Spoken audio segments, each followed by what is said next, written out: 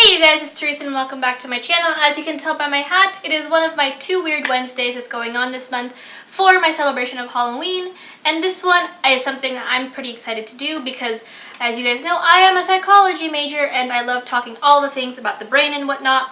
So today we're going to be talking about the psychology of horror movies. Or rather, why do we watch them, what makes a good horror movie, and well, kind of the something I've noticed from after seeing a Tumblr post on it. The fears that we all seem to share. So yeah, let's just kind of get into it. But the first question I posed while I was doing research on this video is, why do we watch horror movies? Typically we have a number of personal reasons, such as it's escapism. We can go watch a horror movie, be terrified of seeing someone brutally murder someone, or a haunted being possess others, or like a weird curse, something. But at the end of the movie, we can go home to the comfort of our own bed and know that this isn't real. The other one is the story is good. You know, we all like a good story, such as things like Insidious, the Annabelle trilogy, Conjuring are some of my favorites. But as well as any Stephen King book like It, Pet Sematary, which is coming out, which I need to read the book for, and like Horns or Carrie. Horrors isn't Stephen King, but Carrie is. You know, the story is good, it's compelling, and you add the paranormal or serial killer factor to it, and it just gets better.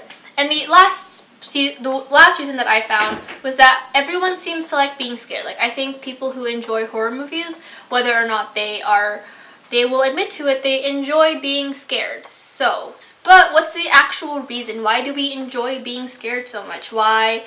Are we okay with seeing a paranormal person come out and like slice someone's face off? Or the Saw movies where they were like killed brutally? And like why? Like, why is that something that we as the human population, or like the majority of the human population, there are some scaredy cats out there, seem to enjoy watching these movies? What gets a rise out of us? So these were kind of the questions that I posed while I was doing the research. And to credit all the people who had done the research that I found, I'll be leaving the links to those down below if you guys want to read more about what I read on, or if for some reason you guys, I might have missed something, you guys want to just double check my work. Now, what makes a good horror movie? For me personally, it's kind of a mix of a lot of things. I do like being scared. I like that. I like the story behind it. It honestly has to make sense, because let's face it, if like there was a horror movie I watched, it was like the Truth or Dare one on Netflix, made 0 sense, and I did not enjoy it in the slightest. But I mean, it was a horror movie and I still watched it. I just was not my favorite thing in the world. It can't be flooded with jump scares. Like, if every other time like I'm watching, there's a jump scare like 20 seconds in, then 5 seconds later there's another one, I'm not going to enjoy it. I'm just going to be like, when's the next one happening? And then I lose myself in the storyline. But on top of that, it also has to build up suspense. There has to be some kind of stake involved that will bring together the entire thing and make it better. But that's just my personal reasons. Now, something my psychology professor told me back when I was still attending university was that the best kinds of horror movies are ones that are the simplest and the shapeless. So for simplest plots, think like The Purge, The Strangers, Saw, and the Halloween movies. Those guys have been popular for ages. And you want to know why? Because the plot is simple. You have people breaking into houses, you have the social experiment, you have these crazy psychopaths going on. It's really easy for you to imagine that these things are real, and it draws people back into the theaters, as well as provide that sense of fear and relax when you go home and think that this is not going to happen.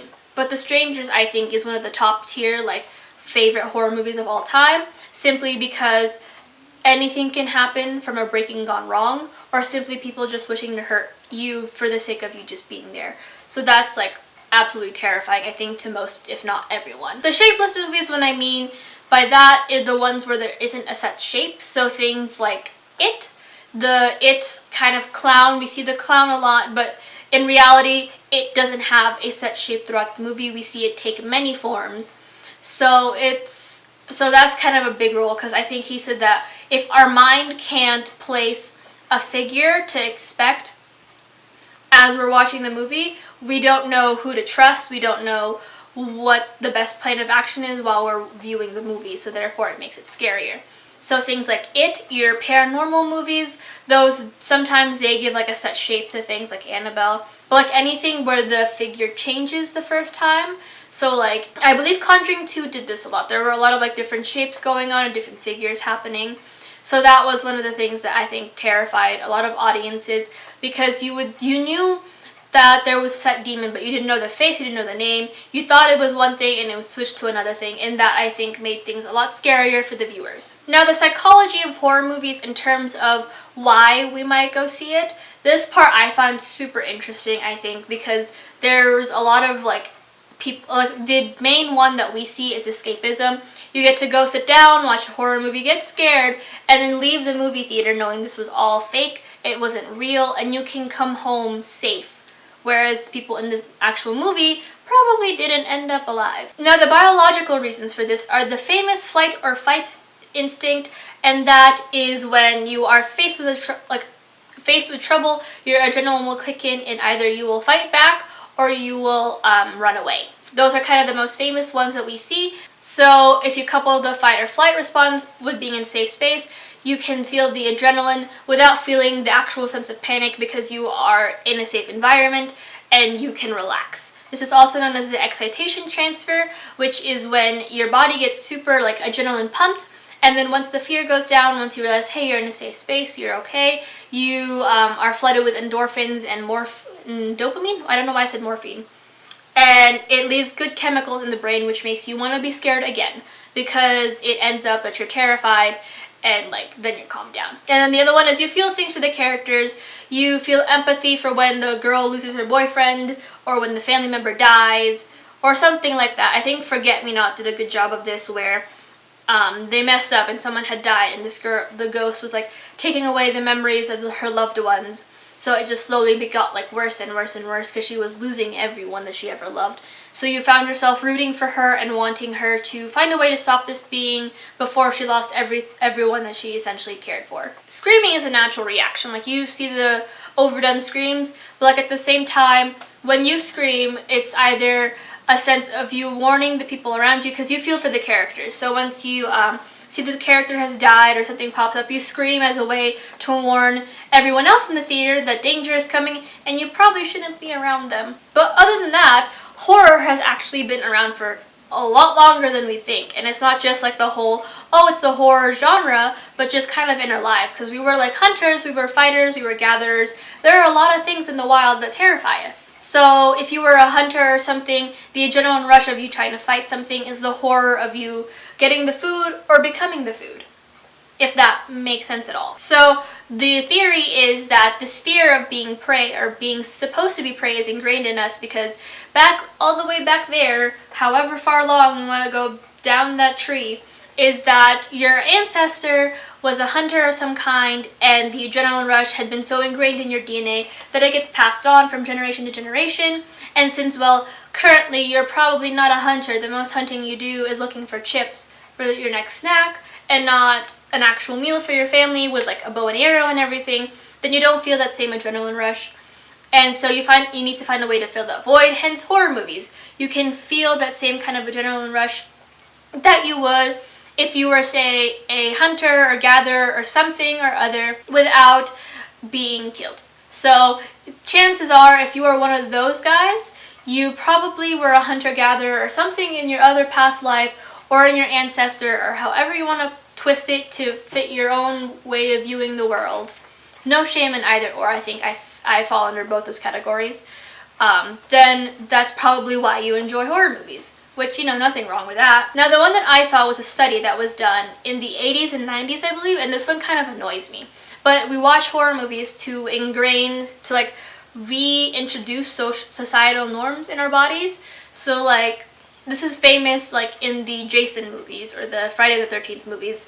Like, it's become a running gag, is that if you have sex during a movie, you're gonna die. Now, however, this was popularized in the Friday the 13th movies, where Jason died or drowned because his camp counselors were too busy having sex. Every kind of situation, if you were to have sex, Jason typically comes in and kills you. However, the differences between male and female is that the female tends to die a slower, more painful death, whereas the male does a quick and painless death, kind of reintroducing the fact that women should be prudes and not have sex because you will die terrible consequences. But I mean, if you're a guy, you're gonna die too. It's just not gonna be as bad as her. So there's that. As well as the people in the viewing part, who are the audience. If you go on a date with, say, I'm going to go with a very heterosexual situation because that was the picture I was given in the article that I read, is that males find more satisfaction if their partner, who is a woman, is terrified and is like cowering to them, so they can be like the protector. Whereas on the other hand, women find more satisfaction seeing a horror movie with their male partner if they remain calm, cool, and collected. So again, reinforcing those stereotypes where the male has to be the strong one and the female can just kind of cower in the corner. So, but like I said though, that study was like in the 80s or 90s, so things have changed. I'm pretty sure that I have guy friends who, if I saw a horror movie with, I would be the calm, collected one, and they would be the one like hiding in my shoulder like, please make it go away. But before I wrap this up, I wanted to leave a little bonus / a little hint into what my next Weird Wednesday will be on Halloween night. And that is that if you look way back, we seem to have this collective fear of these similar beings, which is super pale, sharp teeth, and sunken eyes. Now, I'm pretty sure you can name off a couple of things that have those figures, that have that like idea of your mind. Valak from the Conjuring movies / The Nun. We have your vampires. We have the Grudge movies. We have the Ring movies, and a bunch of others. And this is like a collective fear among like this, like that spans not only generations but also from cross culturally, because we have the fear of like the White Lady in the Philippines and like other things in the Philippines as well, and like the Grudge and Rings franchise comes from Japan, and then Valak is known, I think, just in Europe, and then if you go further than that, we have like other ones in America as well, which are kind of escaping my mind, but like the vampire stuff that we have read has also come from here. And like I was reading up on it on like Tumblr, because it's like it doesn't span just like this new generation, it's been happening for a long time, this fear.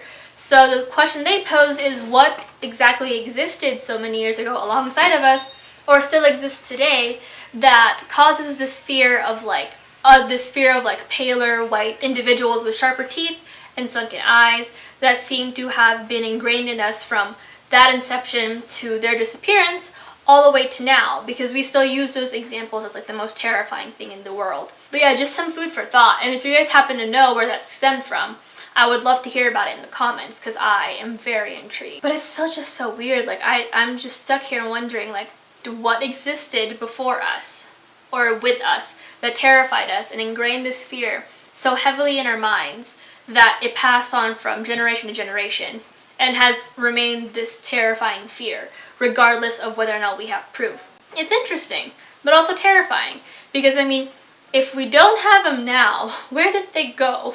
Because I mean, if we were afraid of them, chances of us having to actually like kill them all off are very slim.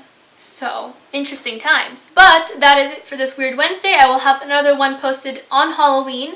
I haven't exactly decided what kind of thing I'm doing. I'm leaning closer toward some other information, some other urban legends, but if you guys have an idea on an urban legend you'd like to hear about, leave those down below. I do these videos once a month as kind of like a little break from all the bookish things I like to do. What else? I upload every Wednesday or Saturday unless something happens, in which case please follow my Instagram or my Twitter. I will leave the links down below and the information on the screen, so you guys will know what's going on with my life and what might have happened. 10 out of 10, I was either super busy the day the upload was supposed to go up and passed out, or secondly, it was out of focus again and I had to go refilm. Like, if you like these videos, I do have a lot of fun making them, so I probably won't stop making them anytime soon, but also leave your comments on any things that like I have said that you may have heard otherwise, or other theories you guys know about, and all the other stuff, as well as video ideas in the comments below. And I will see you guys on Saturday with another video. Bye!